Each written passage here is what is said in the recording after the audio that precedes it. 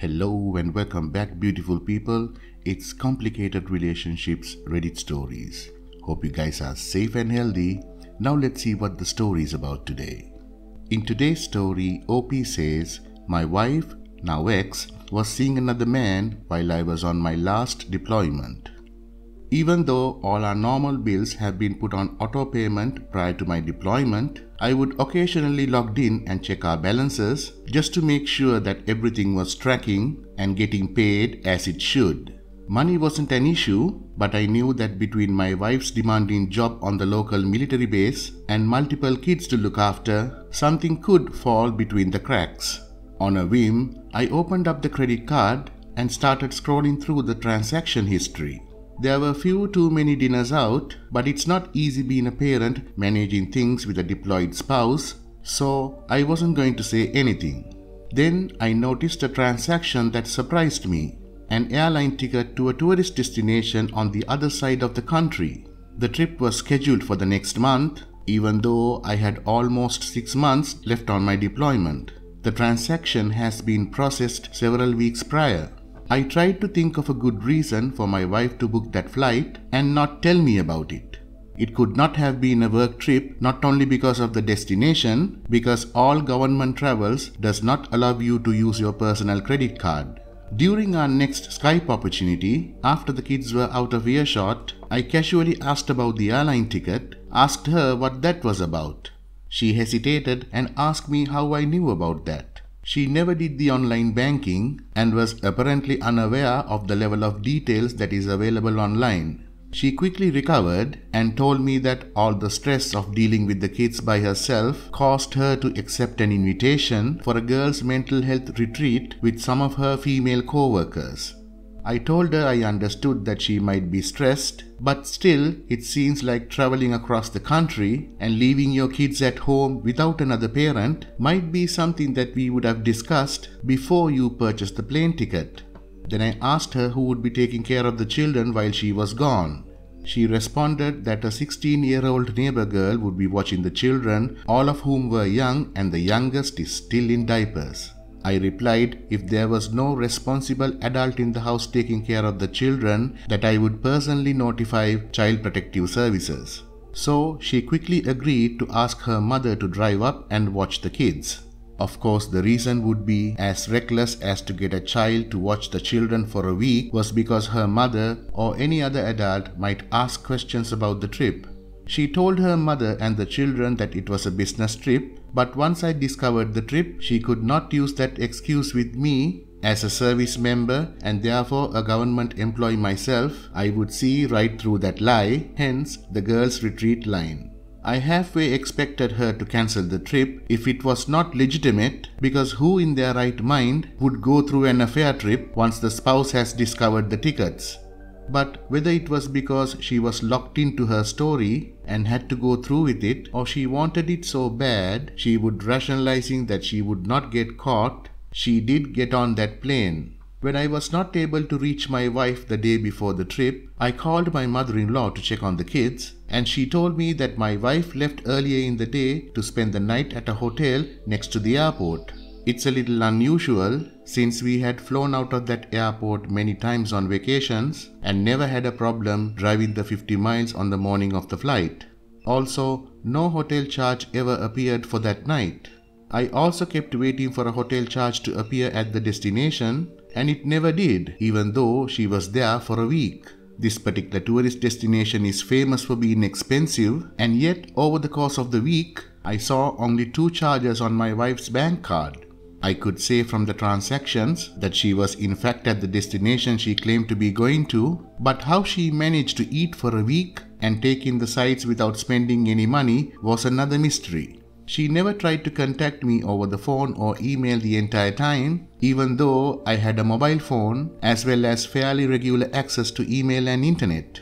I asked her to send me some pictures of her and her friends, explaining that it would do me good to see her enjoying herself. Shockingly, she had not a single picture of a week in a tourist mecca. While she was at her destination, I started checking the phone logs. I found one number that she was sending and receiving calls many times per day, including the middle of the night. The phone calls often last for hours. I figured I have given her enough rope, so I started pressing her for the names of her friends that went on the trip with her.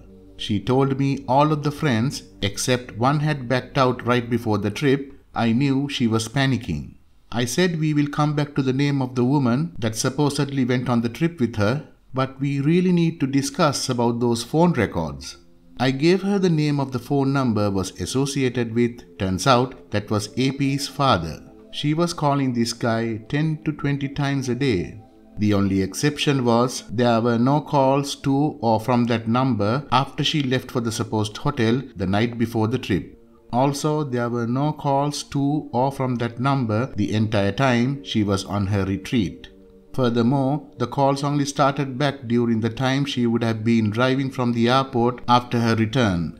I told her I found it odd that someone she could not resist talking to a minimum of 10 times a day for a year simply disappeared from her phone log the night before the flight and then resumed like a clockwork about an hour after her return flight landed. I had confirmed through a friend at that command that there was no woman with that name at her command. I informed her I had proof that the woman she claimed to have been to the destination with was fictitious. I also told her that we had already confirmed the man with the mystery phone in his pocket was on that flight with her. She eventually admitted that it was her male co-worker, but still claimed that everyone else had backed out on her, and so it was just by chance that this guy that she was calling multiple times a day for a year ended up being the one on the plane with her. Finally, she admitted there was never anyone else except this guy that was going with her. The inability to produce a hotel receipt or show any transaction for a hotel on her bank card forced her to admit that she shared a room with him, but she claimed it was a suite. I pointed out that according to the phone records, it would suggest that this same guy spared you a hotel expense the night before the flight as well. I told her she was a liar and a cheat and that I wanted a divorce. She then started wailing like someone that just received bad news on Judgment Day.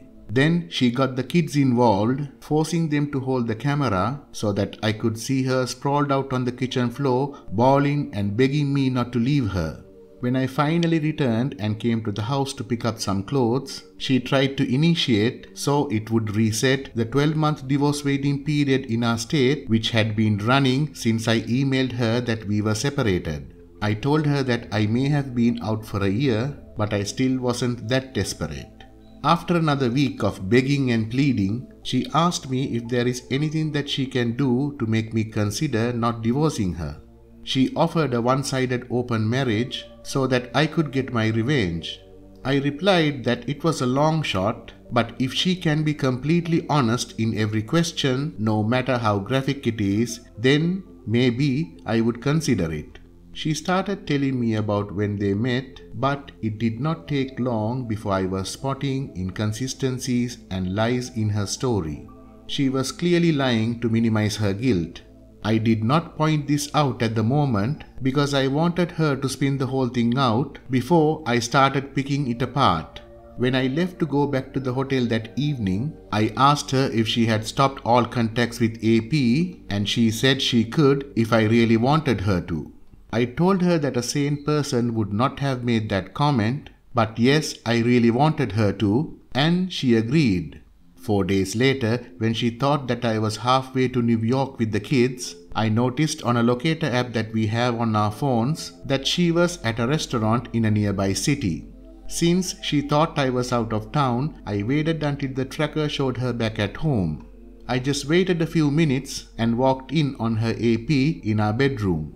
The AP bolted, but my son said, "Isn't that Tom?"